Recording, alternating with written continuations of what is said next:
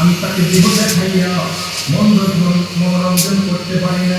ইয়া রাসূলুল্লাহ, ইয়া হাবিবাল্লাহ, আমি আর অমুসলিম থাকতে চাই না, আমি আর ইহুদি থাকতে চাই না।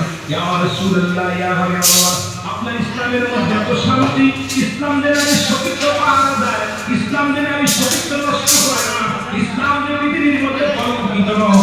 ইয়া রাসূলুল্লাহ, আমার বুঝতে বাকি নাই, আপনার যুবক আমাকে প্রমাণ করে দিয়ে গেছে। ইয়া রাসূলুল্লাহ, ইয়া হাবিবাল্লাহ, আমি একটা মিনিট অমুসলিম থাকতে চাই না, আপনি আমাকে মুসলমান বানাবেন। আজকে আমি কালেমা মারা পড়ে মুসলমান হতে চাই, আজকে আমি অমুসলিম থেকে মুসলমান হতে চাই। ইয়া মুসলমান হয়ে যায়, মুসলমান দিনের বাকি নেই, মুসলমান আজকে হাজার যুবকেরা হাজার বলতের ধরা পড়ে, হাজার তালেমদের কলঙ্ক হয়। ইয়াদের আমার ইসলামের আঘাত আছে। আমি সমাজকে বলে যাই, শুনে না, মুসলমান ইসলামের মধ্যে যখন ঢুকছি, থেকে জিনার বিচার করা যাবে না।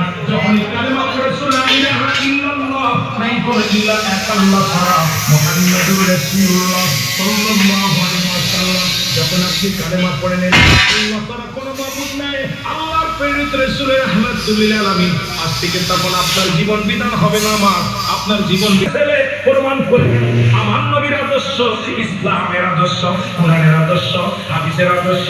আজ থেকে জীবন গড়ার জন্য সবকিছু ছেড়ে দিয়ে চলেন সত্যের পথে চলি, ইহদিনাস সিরাতাল মুস্তাকিম, সরল সঠিক পথে জীবনটা বেছে নিই, সেই পথেই কুরবানি